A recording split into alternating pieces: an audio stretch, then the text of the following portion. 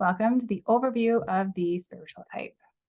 This is the type that I first thought was the most rare because I only knew one person top of mind who was a spiritual type.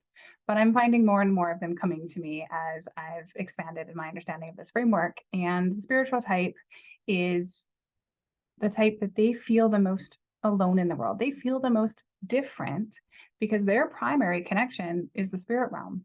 And throughout humanity, that was not talked about. So it feels more foreign to the spiritual selves. And so they are connected spirit first. The more like we're taught in energy healing, that they're connected spirit first, and their spiritual higher selves comes through their channel. And their opposite end of the spiritual self is the emotional self, the emotional self. And so these spiritual people feel other people's emotions so much. These are the really deep empaths that are feeling everything else that isn't theirs.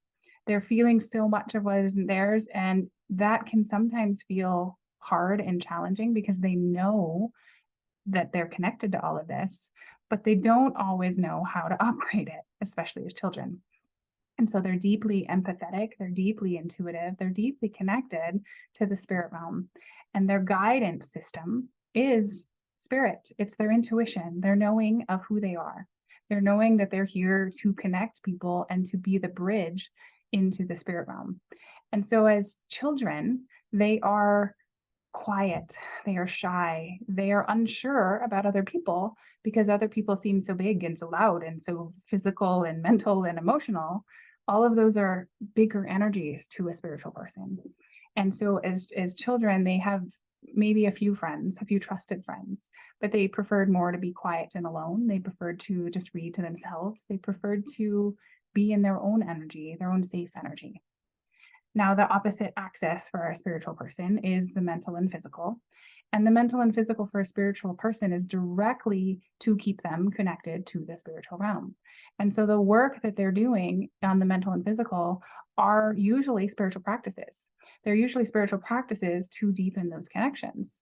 And so their challenge is to continue to stay in their energy, because their biggest trigger for a spiritual person is that they feel like they are completely alone in the world. Nobody else is like them. Nobody else could possibly understand them. Nobody else could possibly see them for the entirety of who they are.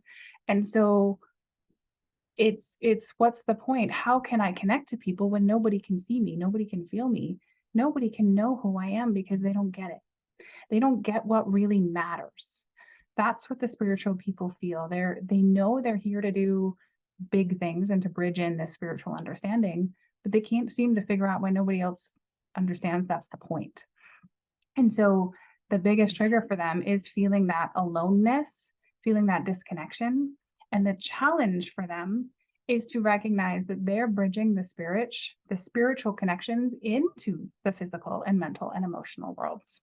They're being that bridge, they're being that helper, they're being the messengers. They're the messengers and the guides and the spiritual teachers that are here to help hold this frequency and channel it through to understand the emotions of the collective and understand what's happening here so that they can allow their spirit and higher self to guide them. The guidance system for the spiritual self, for the spiritual type beings, is the intuition, is the knowing, is the higher self, is the messages from the guides and the angels, is all of the connections to the spiritual world. That guides their movements, their actions, the trust that they hold in that realm is what's going to determine whether or not they are magnetic and connected to self or not. The gifts that come from the spiritual people are that they see people in a different way. They see entireties of people in a different way. They understand emotions in a different way. They understand the point of this experience in a different way. They hold a level of safety for people that is almost unparalleled, with the exception of a very, very connected other type.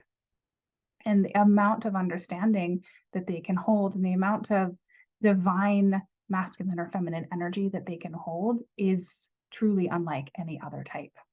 And so their gifts are to be that bridge, to be the messenger, to be the teacher, to bring down information into the rest of the world.